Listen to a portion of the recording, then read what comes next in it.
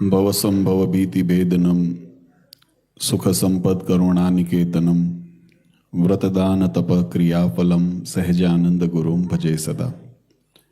वर्णिवेशरमणीयदर्शनं मन्दहास्यरुचिराननाम्बुजं पूजितं सुरनरोत्तमे मुदा धर्मनन्दनमहं विचिन्तये।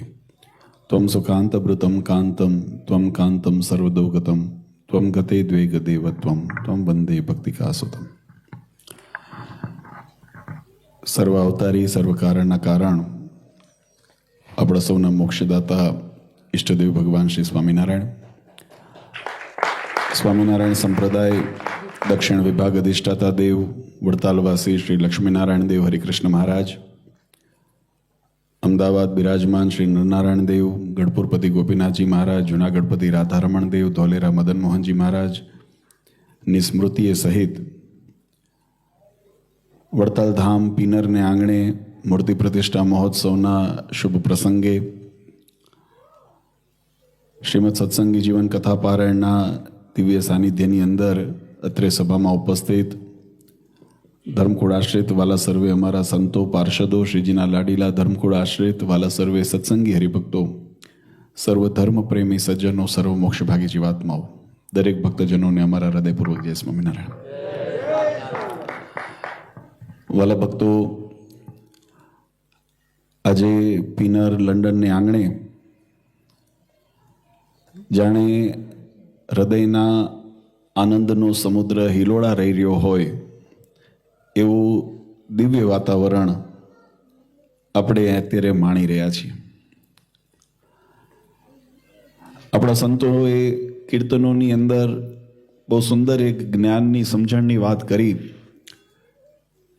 મહી પડેલા મહાસુખ માણે દેખાણ હારા દાજે જો. આ સત્સંગ એક એવું દિવ્ય તત્વ છે કે જેનો આસ્વાદ જ્યાં સુધી જીવાત્માએ પોતે ચાખ્યો ન હોય, એની અનુભૂતિ ન કરી હોય, ત્યાં સુધી કેવળ બહારનો ઉપદેશ આપણને મળતો હોય અથવા તો બહારનું વાતાવરણ આપણે એમ માનતા હોઈએ કે અમે સત્સંગ કર્યો, અમે ભક્તિ કરી, અમે ભગવાનનું આરાધના કર્યું, એનાથી જીવનની અંદર વચનામૃત એમ કે ભગવાન સ્વામિનારાયણ એમ કે પૂર્ણ કામ નથી મનાતું. આ જીવાત્માને પૂર્ણ કામ ક્યારે મનાય? ક્યારે જે બાહ્ય છે એ ભીતર થઈ જાય. આપણી સંસ્કૃતિએ ઘણી વખત આધુનિક જ્ઞાનવાળા અથવા તો અજ્ઞાનવાળા એમ બંને રીતે સંબોધન કરી શકાય, જેને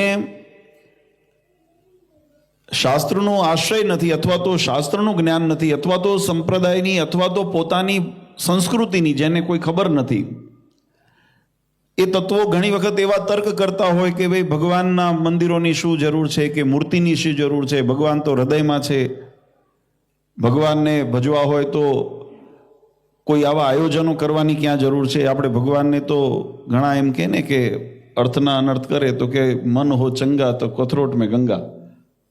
એટલે મૂળ શું છે? ગંગા કિનારે જવું ન હોય ને એના માટેનું બહાનું બતાવે.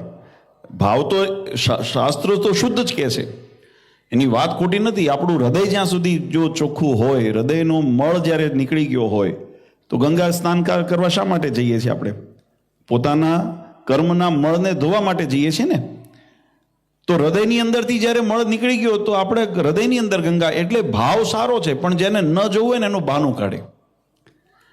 એમ આપણા આધુનિક જે અથવા તો અજ્ઞાન જે વ્યક્તિની અંદર વધારે પ્રભાવ નાખી ગયું હોય એવા તર્ક કરે કે મંદિરની અથવા ભગવાનના અર્ચા સ્વરૂપોની શું જરૂર છે. ત્યારે શાસ્ત્રોની અંદર વિશેષ કરી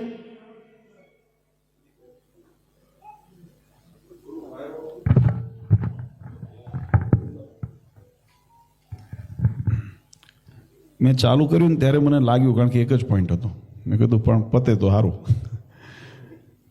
અને હવે એ આપણને સૂચના આપે છે કે બધાને પેટની અંદર જઠરાગ્નિ, ગઈકાલે કોઠારી સ્વામી કીધું હતું ને જઠરાગ્નિ પ્રગટ હોવો જોઈએ, તો થયો હશે બરાબર. શિયાળામાં વધારે લાગે.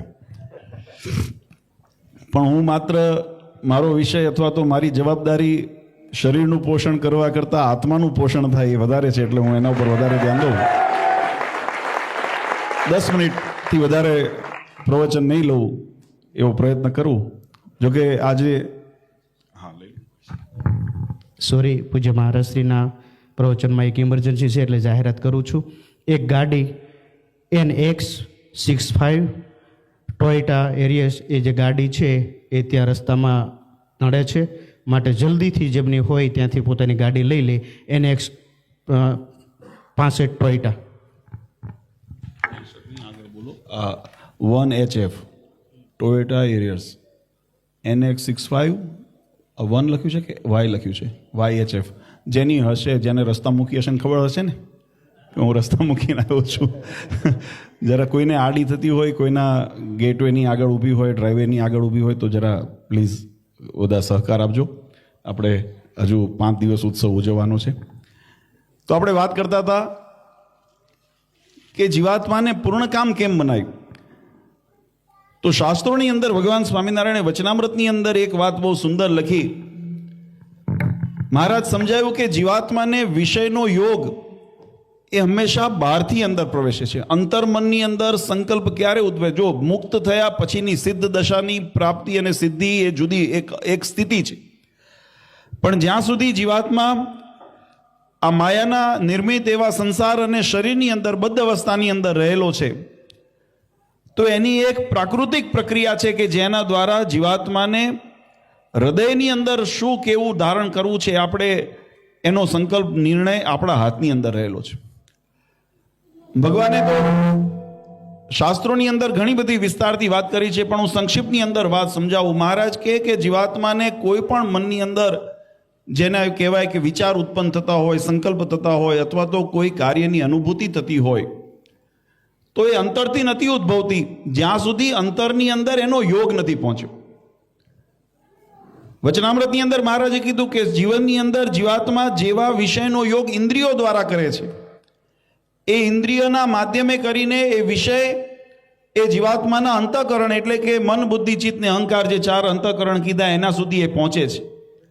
અને એ અંતઃકરણનો એક છેડો જેમ ઇન્દ્રિયની સાથે જોડાયેલો છે, એમ બીજો છેડો એનો જીવાત્મા સાથે જોડાયેલો છે. એટલે એના માધ્યમે કરીને સર્કિટ પૂરી થાય. જેને એન્જિનિયરિંગનું કે ઇલેક્ટ્રિકલનું જ્ઞાન હશે એને ખબર હશે, સર્કિટ પૂરી થાય ને ત્યારે કરંટ પાસ થાય છે, ત્યારે કરંટ પહોંચે છે. આપણે આ બલ્બ કે આ બધા ટ્યુબલાઇટ વગેરે લગાડી છે, તો એની અંદર સર્કિટમાં સિરીઝ જ્યારે થ્રુ થાય ત્યારે તમને કરંટનો અહીંયા આગળ અહેસાસ, અહીંયા અનુભવ થાય.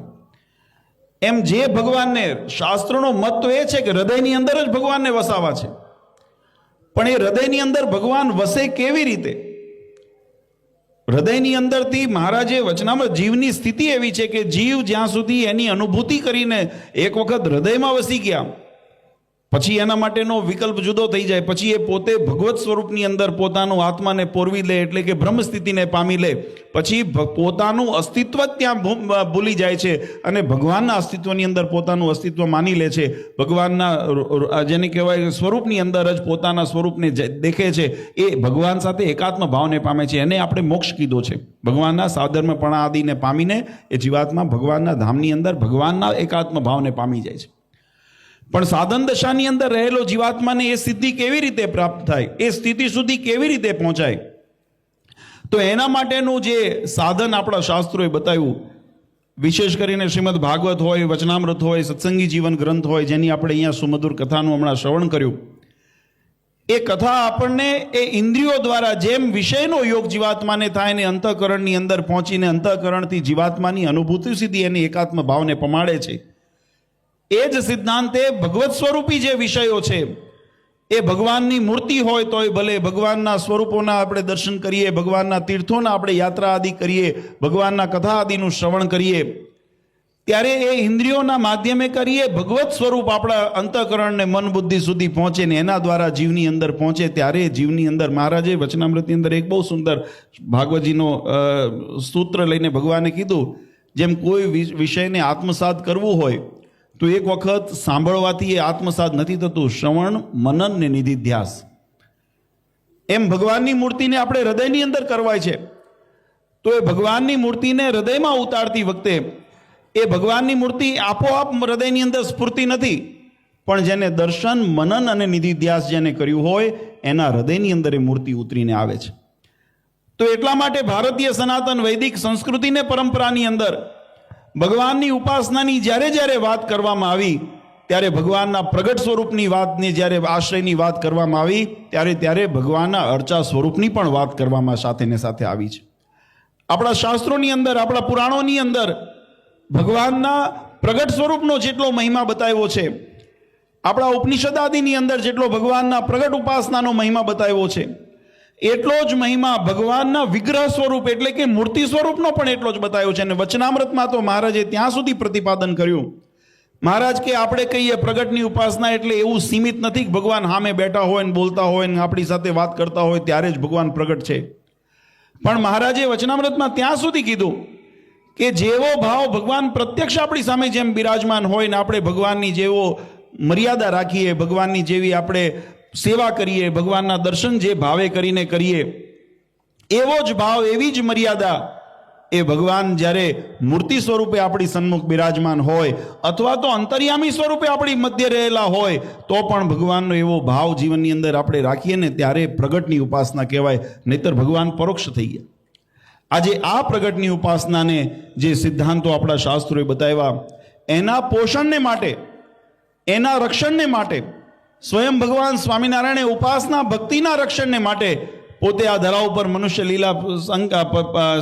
મનુષ્ય લીલા કરવા પધાર્યા અને ષડંગી સંપ્રદાયની સ્થાપના કરી મહારાજે જ્યારે સત્સંગના માર્ગને પ્રશસ્ત કર્યો ત્યારે મહારાજે સૌ પ્રથમ પોતે મંદિરો નિર્માણ કરાવી અને પોતાના સ્વરૂપો પધરાવ્યા, કારણ કે ભગવાન એ ઉપાસના ભક્તિના રક્ષક અને પોષક છે. મહારાજને જીવાત્માને આશ્રયનું સ્થાન ક્યાં મળે? આ કથા વાર્તાના આપણને એમ લાગે કે આ મૂર્તિ આપણે જે બનાવીએ છીએ આ તો કોઈ આકૃતિ છે, કોઈ પથ્થર છે, કોઈ પાષાણ છે અથવા તો કોઈ ચિત્ર પ્રતિમા છે. પણ વાલા ભક્તો, જેમ શાસ્ત્રોએ તમને અત્યારના જમાનામાં તો હવે આ બધા આપણી પાસે ટેકનોલોજી થઈ ગઈ, આપણે ફોટા પાડી લઈએ, બરાબર? ફોટા પાડી લઈએ એટલે જેવું સ્વરૂપ તમારું જેવું છે મોઢું એવું જ સ્વરૂપ તમારું ફોટાની અંદર આવે, આબેહૂબ આવે કે ન આવે? તમને બંનેને તમે સરખાવો તો તમને એની અંદર સામ્યતા જોવા મળે. પહેલાંના જમાનામાં જ્યારે આ તમને થોડાક બહુ જ વર્ષો જૂની વાત નથી કરતો પણ થોડા વર્ષો જૂના એટલે જ્યારે આ ડિજિટલ કેમેરા કે આપણે એવી ટેકનોલોજી નહોતી ત્યારના જમાનામાં પણ પેઇન્ટિંગના માધ્યમથી, ચિત્રના માધ્યમથી વસ્તુની પ્રસ્તુતિ કરવામાં આવતી. એ ચિત્ર જ્યારે બનાવતા ને ત્યારે જેવું સ્વરૂપ તમારે જો ઘણી વખત ઘણા વડીલોને ત્યાં કદાચ કોઈને હોય તો જોજો કે જેને ફોટા જ્યારે નહોતા અસ્તિત્વમાં ત્યારના સમયના જે ચિત્ર છે તો એ પણ રૂબરૂ આમ આબેહૂબ તમને વ્યક્તિને બેસાડ્યા હોય ને અત્યારે પણ તમે બજારમાં ઘણી જગ્યાએ એવા પેઇન્ટર્સ મળતા હોય છે કે તમે રોડ ઉપર ઊભા હો તમારા ચિત્ર આબેહૂબ બનાવી દે છે. તો જેવું જોવે છે એવું ચિત્ર બનાવે છે. એ ફોટો નથી પણ ચિત્ર તમારા જેવું જ છે ને. અને ઘણા એવા એક્સપર્ટ્સ હોય છે કે જે વર્ણન ઉપર ચિત્ર બનાવી દે. તમે જે કદાચ જોતા હશો તો ખ્યાલ હશે, કોઈ ક્રાઇમ થયો હોય ને કોઈ અજ્ઞાત વ્યક્તિએ કોઈ ગુનો કર્યો છે તો એના માટે જેના નિષ્ણાતો હોય એની પાસે એનું વર્ણન કરાવે કે ભાઈ તમે વર્ણન કરો કેવા દેખાતા હતા જેને ગુનો કર્યો અથવા તો જેને એવા થયા, એટલે એનું વર્ણન કરીને એના વર્ણન ઉપરથી એ ચિત્ર કરી દે તો લગભગ એનું સામ્ય આપણને જોવા મળે છે. આવું બધું જોવો છો કે નથી જોતા? અનુભવ છે ને? તો જેમ એની ઉપરથી આપણે એના મૂર્તિના ભાવને પ્રગટ કરીએ છીએ. વ્યક્તિ તો નથી, કાગળનો ચિત્ર જ છે એક જાતનું, પણ એના ઉપરથી નક્કી થાય કે આ વ્યક્તિ આવો જ હશે, આ વ્યક્તિ આવો જ હશે. ને પછી એને પોલીસ સ્ટેશનમાં વિતરણ કરવામાં આવે ને પછી એના ઉપરથી સંશોધન કરવામાં આવે ને એને પકડવામાં આવે. થાય છે કે નથી આવું થતું? એમ આપણા ઋષિમુનિઓએ જે શાસ્ત્રોની અંદર ભગવાનનું વર્ણન કર્યું છે, જે ભગવાનના ઐશ્વર્યના એમને યા તો દર્શન કર્યા યા તો સાક્ષાત શ્રવણ કર્યા કોઈ સદગુરુના માધ્યમે કરીને, ભગવાનના જેવા રૂપ, જેવા ગુણ, જેવા ઐશ્વર્ય, જેવો પ્રતાપ અને એનું જે ચરિત્રણ કર્યું એ ચરિત્રના શાસ્ત્રોની અંદર વર્ણન કરવામાં આવ્યું છે. એટલે આ ભગવાનનું મૂળ સ્વરૂપ જેવું તમે પ્રત્યક્ષ ભગવાનનું સ્વરૂપ હોય એની જ પ્રતિકૃતિ એ મૂર્તિની અંદર અથવા તો આપણને શાસ્ત્રની અંદર જોવા મળે છે. આપણને એમ થાય ઘનશ્યામ મહારાજ બાળપ્રભુ, આજે આપણે ઘનશ્યામ મહારાજના ચરિત્ર શ્રવણ કરતા હતા, આમ મને પણ એવું થતું હતું કે આ કથા હાલ્યા કરે. આપણે સમયની જો ઘડિયાળની મર્યાદા ન હોત ને તો ભગવાનના એવા મધુર ચરિત્ર, એવા દિવ્ય ચરિત્ર, ભગવાનના એક એક ચરિત્રની પાછળ કલાક 2 કલાક કથા કરીએ ને તો તૃપ્તિ ન થાય એવા મધુર ચરિત્ર હતા. પણ સમયની પાબંદી આપણને બધાને બાંધ્યા છે ને મને પણ એટલે ઉતાવળ છે. આમ તો કથાના સ્વરૂપની અંદર શ્રવણ કરવી હોય તો મહિનો સત્સંગ કરીએ ને તો પણ ખૂટે એમ નથી. આ એટલો મોટો અથાહ સમુદ્ર છે. અમારા વક્તાઓને ધન્યવાદ દેવા પડે. કોઠારી સ્વામીએ ગઈકાલે કથા કરી, અમારે કાગોલ સ્વામી કરીને, કાલે અમારા નાના પણ બહુ વિદ્વાન અમારા ભક્તિ કિશોર સ્વામી એ કાલે કથા આપણને શ્રવણ કરશે. મેં પહેલી સૂચના આપી, પરીક્ષા લેવાની છે, પરીક્ષામાં પાસ બધાય છો, પહેલો નંબર કોઈ એમને કીધું કેવલ સ્વામી, કાલે અમને સાંભળી લો એટલે ખબર પડે. અમને સાંભળો તો, કાલે એમની પરીક્ષા બાકી. પણ બહુ તમે, કારણ કે જે વિસ્તારને સત્સંગ શાસ્ત્રોની અંદર અતિ વિસ્તારથી આપણે શ્રવણ કરીને સાંભળી શકીએ, પણ મને ઉતાવળ એટલા માટે છે કે આ 5 દિવસના ઉત્સવની અંદર ભગવાનને આપણે બાળપ્રભુ બદ્રિકાશ્રમથી ભગવાનના ચરિત્રને આપણે શરૂ કર્યા, પ્રગટ્યના ચરિત્ર કર્યા, વનવિચરણના ચરિત્ર કર્યા, કાલે ગાદી પણ બેહાડી દી, અને પછી ભગવાનને, કારણ કે મંદિર બનાવવાનો સંકલ્પ ભગવાને છેલ્લે કર્યો હતો, એટલે આપણે છેલ્લે એ સંકલ્પ સુધી ભગવાનને પહોંચાડવા, તો 5 દિવસની અંદર કથા વહેલી આવે તો વહેલો વડતાલનો સંકલ્પ થાય, તો આપણા ધામની અંદર પણ વડતાલની અંદર ભગવાન એમાં આવી બિરાજે. એટલે એને પહોંચવા માટે આપણે આ સમયની પાબંદીની અંદર પણ ખૂબ સુંદર કથા.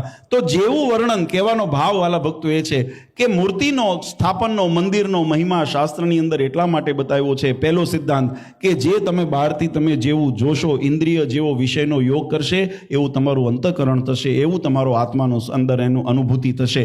તો એક એનો પહેલો સિદ્ધાંત કે ભગવાનના દર્શન કરવા છે તો ભગવાનની મૂર્તિને દર્શનની ટેવ પાડવી પડશે. આપણે ઘણી વખત આમ કરીએ કે ભગવાન તો અંતરમાં છે, પણ અંતરમાં એમ ભગવાન આવતા નથી. પહેલાં અંતરમાં હોય, કાં તો આપણે હનુમાનજી જેવું બનીએ અને છાતી ચીરીને બતાવીએ કે અમારા અંતરમાં ભગવાન છે, એવી સામર્થ્ય ખરી કોઈની? તો ના. તો બીજો રસ્તો કે તમારા વર્તનની અંદર એ આવે. જો ભગવાન અંતરમાં હોય ત્યારે એ પરમાત્માના દર્શનની આકાંક્ષા જીવાત્માને, જે મહારાજ કીધું દૈવી અને આસુરી જીવનું મહારાજે લક્ષણ બતાવ્યું છે. તો દૈવી જીવનું લક્ષણ એ છે કે ભગવાનના દર્શન થાય અથવા ભગવાનની કથા વાર્તા શ્રવણ કરવાનો અવસર મળતો હોય તો માણે કે જીવનમાં કોઈ થાક જ નથી લાગ્યો એમ આતુર થઈને એના દર્શનને માટે ઉત્કૃષ્ટ થઈને એની અંદર અગ્રેસર થાય, ત્યારે એ દૈવી જીવનું એની અંદર લક્ષણ બતાવ્યું છે. તો આપણા હૃદયની અંદર આપણે એમ માનીએ છીએ કે અમે ભગવાનના ભક્ત છીએ, ભગવાનના સત્સંગી છે, તો આપણા જીવનનો સ્વભાવ કેવો હોય? આપણને મંદિર જવાનું વ્યસન હોય, ભગવાનના દર્શન કરવાનું વ્યસન હોય, અને એ ભગવાનની મૂર્તિ કેવી છે? તો વચનામૃતની અંદર મહારાજે જે મહિમા બતાવ્યો, મહારાજ કે અમારે પધરાવેલા દેવોને તમે ધાતુ, પાષાણ કે ચિત્ર ન જાણશો, એની અંદર અખંડ અમારો વાસ છે. કારણ કે એ સિદ્ધાંત પણ, આ પહેલો સિદ્ધાંત યોગનો બતાવ્યો, બીજો સિદ્ધાંત ભગવાનના સ્વરૂપનો મહિમા બતાવ્યો કે આ સ્વરૂપ કેવું છે. તો જેવું શાસ્ત્રએ વર્ણન કર્યું છે, જેવું અક્ષરધામની અંદર દિવ્ય સ્વરૂપ ભગવાનનું, દ્વિભુજ દિવ્ય સદા સાકાર ભગવાન જે બિરાજે છે, એ જ સ્વરૂપના વર્ણનને આધારે આપણા જેને કે મૂર્તિ કંડારવામાં આવે. અને ત્રીજું તત્વ એની અંદર જે ભળે છે એ આપણા શાસ્ત્રોની અંદર, જે શાસ્ત્રની વેદોની ઋચાઓની જે શક્તિ છે, જેને નાદ બ્રહ્મ કહેવામાં આવે છે, એના દ્વારા મંત્રોથી આવાહન કરીને એ મૂર્તિની અંદર જ્યારે પ્રાણને પ્રતિષ્ઠિત કરવામાં આવે, પછી એ પાષાણ કે ધાતુ કે ચિત્ર નથી રહેતું, એની અંદર પ્રગટ પરમાત્માનું સ્વરૂપ એની અંદર બિરાજે છે. આ શાસ્ત્ર મત છે. અને આ ત્રણેય સિદ્ધાંતને અનુસરીને આપણી સંસ્કૃતિએ મંદિરોની પ્રથા, પછી કોઈ રામજી મંદિર હોય તોય ભલે, કોઈ કૃષ્ણના મંદિર હોય તોય ભલે, કોઈ શિવજીના મંદિર હોય તોય ભલે, કોઈ માતાજીના મંદિર હોય તોય ભલે, કોઈ આદિદેવોના મંદિર હોય તોય ભલે, પણ એની અંદર જે સિદ્ધાંત છે એ આ સિદ્ધાંત એ આ શાસ્ત્રનો છે.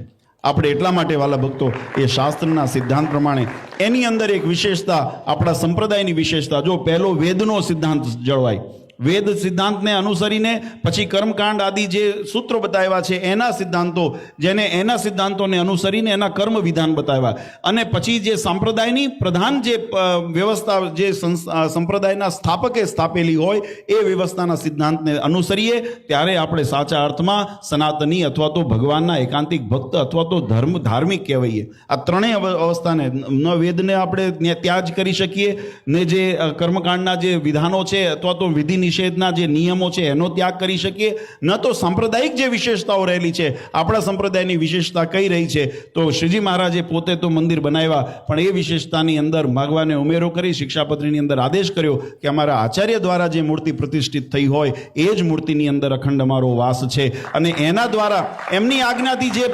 પ્રસાદીની મૂર્તિ પ્રાપ્ત થઈ હોય. આજે આપણે બધા ભાગ્યશાળી છીએ કે આપણને જે અહીંયા સ્વરૂપો પ્રાપ્ત થયા છે ને, આ પરમ પૂજ્ય આચાર્ય શ્રી અજેન્દ્ર પ્રસાદજી મહારાજ દ્વારા દ્વારા પ્રસાદી કરેલા છે. તમે આ એક વિદેશના ભક્તોને વિશેષ લાભ મળે છે. ભારતની અંદર તો અમારા સંતો મહેનત કરીને મંદિરો મૂર્તિઓને બધું નિર્માણ કરાવતા હોય, પણ લંડનની મૂર્તિ માટે, સિંહાસન માટે સ્વયં મહારાષ્ટ્રીએ ડિઝાઇનથી લઈ અને મૂર્તિઓ જેને કહેવાય કે પ્રસાદીની કરી પાસ કરીને કયા સ્વરૂપો બદલાવા પૂજ્ય મહારાષ્ટ્રીનો નિર્ણય છે. અને આપણે એટલા ભાગ્યશાળી છીએ કે આપણે અહીંયા આગળ 6 ધામ તમે જુઓ તો ઘનશ્યામ મહારાજ પોતે જેમ ભગવાન છપિયાની અંદર પ્રગટ થયા એવા બાળ સ્વરૂપ ઘનશ્યામ મહારાજ આપણા મંદિરની અંદર બિરાજમાન થવાના છે. લક્ષ્મીનારાયણ દેવ, નરનારાયણ દેવ આપણા મંદિરની અંદર બિરાજમાન થવાના છે. જુનાગઢથી અમે સિદ્ધેશ્વર દાદાને અમે અહીંયા તેડી લાવ્યા છીએ. તમે અહીંયા આબેહૂબ તમે મૂર્તિ જુઓ તો સિદ્ધેશ્વર દાદાની. સાળંગપુરથી હનુમાનજી મહારાજને લઈ આવ્યા. સાળંગપુરથી હનુમાનજી મહારાજ, બધા મૂર્તિના દર્શન કરજો તો તમને સાળંગપુરના દર્શન કરતા હોય એવો તમને ભાવ થાય. વડતાલના સિદ્ધિવિનાયક દેવ ગણપતિજી મહારાજ જે આપણે અહીંયા પધરાવ્યા છે, વડતાલ શ્રીજી મહારાજે જેને પ્રતિષ્ઠિત કર્યા એવા પ્રસાદીના. એટલે 6 ધામો બધા આપણા જે છે એનો અહીંયા આગળ સમન્વય કરીને મહારાષ્ટ્રીએ પાસ કર્યું કે આ મૂર્તિઓ, આટલી મૂર્તિઓ આપણે અહીંયા પધરાવી છે. અને એ પ્રમાણે આપણે અહીંયા જે પ્રતિષ્ઠા વિધિનો પ્રારંભ કર્યો છે.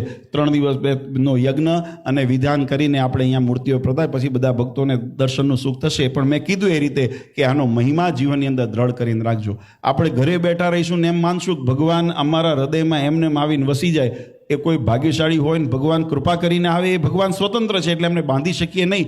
પણ એટલું નિર્વિવાદ છે કે શાસ્ત્રે જે મત કર્યો કે એ ભગવાનના દર્શનનું વ્યસન આપણને હશે, ભગવાનની કથાવાણીનું આપણને જો વાર્તાનું વ્યસન હશે તો ભગવાન આપણા હૃદયની અંદર અવશ્ય પ્રગટ થશે. હેતુ આપણું એ જ છે કે હૃદયની અંદર ભગવાનને સ્થાપિત કરવા છે, પણ એનું માધ્યમ જો કોઈ હોય તો આ વડતાલ ધામ મંદિર છે.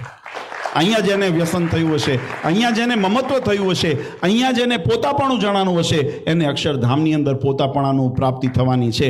અહીંયા જેને અણગમો રહેશે, અહીંયા જેને અળખામણો રહેશે, અથવા તો અહીંયા જેને એમ લાગશે કે ભાઈ આ તો આપણું નથી, અથવા તો અહીંયા આગળ અમારે જવું નથી, તો એને અક્ષરધામમાં પણ ભગવાન એમ કહેશે કે મારે અહીંયા તારી જરૂર નથી. આ એક સિદ્ધાંત સંપ્રદાયનો જે મેં કીધું વિશેષ સિદ્ધાંત ભગવાને કર્યો છે. એવા સુંદર અહીંયા આગળ આજના દિવસે વધારે સમય નથી લેવો, પણ ભક્તોએ ખૂબ સુંદર ઉદાર હાથે તન મન ધનથી સેવા કરી છે. એવા તમામ ભક્તોને અમે હૃદયથી પુનઃ એક વખત બિરદાવીએ છીએ અને બધાને અંતરના આશીર્વાદ આપીએ છીએ. આપણા જીવનમાં ધર્મ, અર્થ, કામ, મોક્ષ ચારે પુરુષાર્થની સિદ્ધિ થાય અને ભગવાનનો રાજીપો અખંડ આપણા ઉપર ઉતરે એવી હરિકૃષ્ણ મહારાજના ચરણારીમાં પ્રાર્થના કરી મારી વાણી પરમ પૂજ્ય આચાર્ય શ્રી અજેન્દ્ર પ્રસાદજી મહારાજ, અશોગાદીવાળા માતુશ્રી અને સમસ્ત ધર્મકુળ પરિવાર વતી અંતરના આશીર્વાદ આપી મારી વાણીને વિરામ આપું. સહેજાન સ્વામી મહારાજ.